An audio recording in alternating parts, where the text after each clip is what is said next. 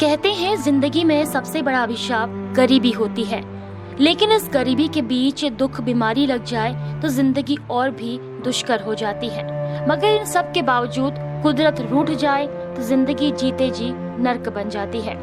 आज ऐसे ही परिवार की एक दुख भरी दास्तां आपको दिखाने जा रहे हैं, जिन्हें कुदरत ने बेशुमार दर्द तो दिए हैं, लेकिन हमारे सिस्टम ने भी इनके जख्मों को कुदेरने में कोई और कसर नहीं छोड़ी।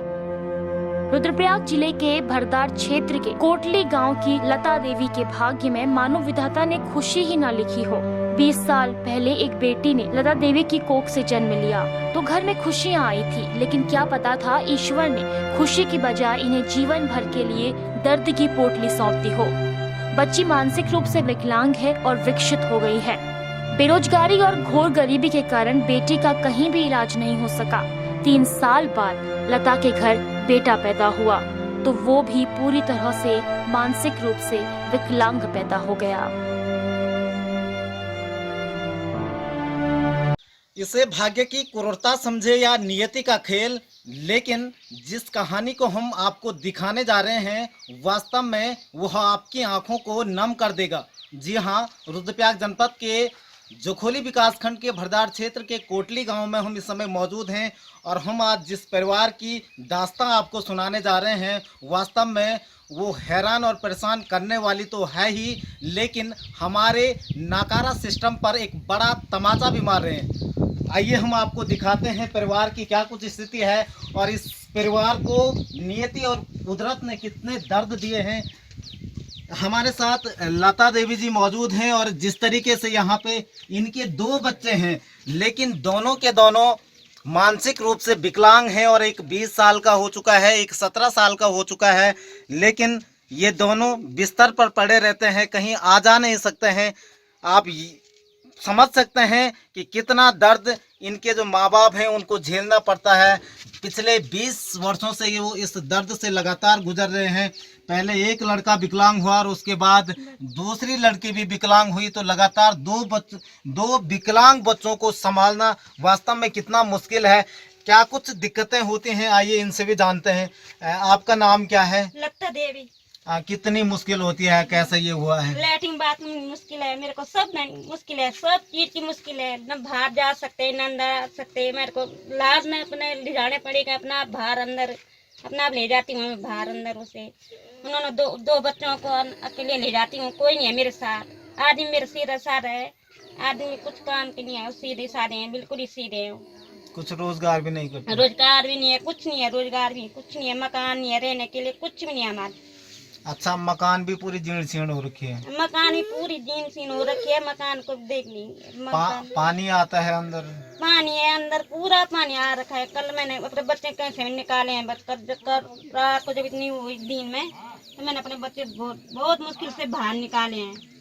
अच्छा, रोजगार की क्या स्थिति है? रोजगार कैसे गुजारा चलता है तुम्हारा? वैसे ही चलते, रोजगार कुछ नहीं है भैया, कहाँ है रोजगार में, कुछ नहीं है। तो गुजारा कैसे करते हैं परिवार का? ऐसे करते, दिहाड़ी मजदूरी करते हैं। दिहाड़ी मजदूरी करते हैं। ये परिवार बिल्कुल असहाय परिवार है। इनके 2 बच्चे हैं, जो बालिका है वो 20 साल की है और जो लड़का है वो 17 साल का है। ये बिल्कुल अपंग है। इनके पास मतलब इनकी दिनचर्या बड़ी बुरी है और दिहाड़ी मजदूरी करके ये अपना परिवार चलाते हैं। जो इनका परिवार का मुख्य है वो भी मानसिक बुद्धि वाला है, कम बुद्धि वाला है, कुछ करता नहीं, वो अपने पेट भरने के लिए इधर उधर से काम चलाता है।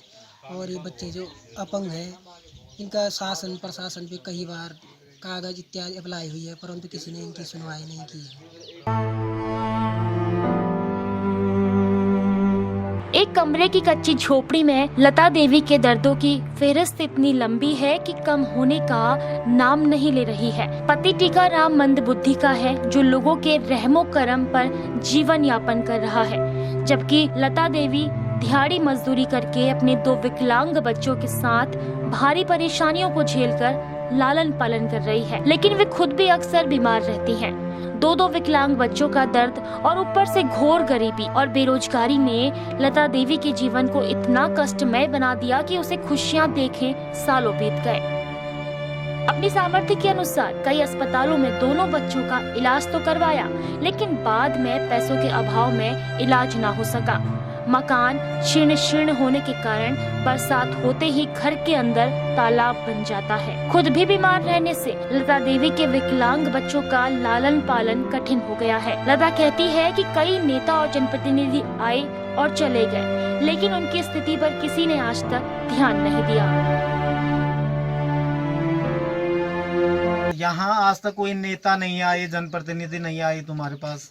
आते तो हैं पर आते हैं जाते हैं, आते हैं देखते हैं हमारी स्थिति, जाते हैं, कुछ नहीं किया किसी ने। अच्छा, हाँ, आते हैं जाते हैं, कुछ नहीं किया। सरकारों ने भी कभी कुछ किया नहीं है? कुछ नहीं किया सरकार ने, कुछ नहीं गांव के प्रधान को बोलते हैं आप कि इनकी स्थिति बताओ? प्रधान में आए हैं, देखे हम प्रधान में चले गए, बोलते हैं करते हैं, कुछ भी नहीं कर रहे, कोई भी नहीं। अच्छा, इनको कितने कितने साल हो गए, कब से ये इस अवस्था में बिस्तरी में पड़े रहते हैं? 20 साल की लड़की हो गई, वो बिस्तर में है। 17 साल का लड़का है, वो भी बिस्तर में है। तो बड़ी दिक्कत होती है इनको। 20 साल से आप इस दर्द को झेल रहे हैं। 20 साल से, हाँ, ये बहुत दर्द, बहुत ही झेल रही हूँ ना। अपनी तबीयत सही नहीं रहती, अपना मैं कमजोरी हूँ, दिखाई दे रही हूँ। इलाज के लिए कभी इनके इलाज के लिए कुछ भी नहीं, इलाज के लिए पैसे नहीं, कुछ भी नहीं। मैं जो पैसे मेरे पास रहेंगे दिहाड़ी मजदूर करके इसे भी दिखाया, दिल्ली सफदरजंग में दिखा लड़के को भी, और वहाँ दिखाया पंजाब पटियाला हॉस्पिटल, वहाँ भी कुछ नहीं होता, दिखाइए खा लेते हैं। इनके इलाज के लिए कोई लोग भी आए? कोई नहीं आए लोग, कोई नहीं आए।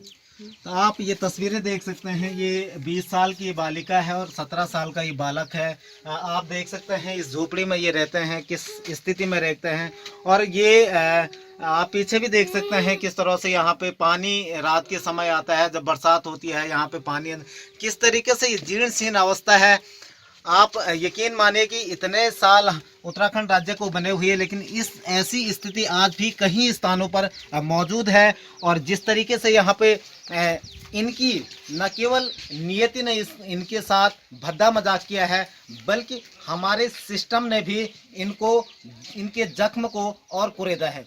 कुलदीप राणा, संवाद 365, रुद्रप्रयाग।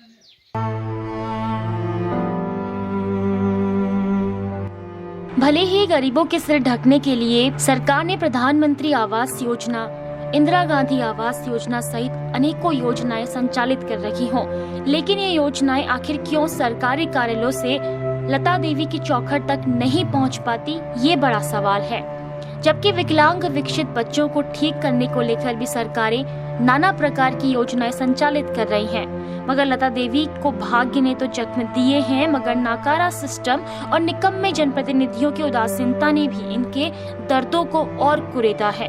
सवाल उन तमाम गैर सरकारी संगठनों पर भी जो गरीबों, विकलांगों और असहाय परिवारों के नाम पर सरकारी योजनाओं के वारे न्यारे तो करते हैं, मगर वास्तविक जरूरतमंदों की मदद नहीं करते। संवाद 365 के लिए रुद्रप्रयाग से कुलदीप राणा आजाद की रिपोर्ट।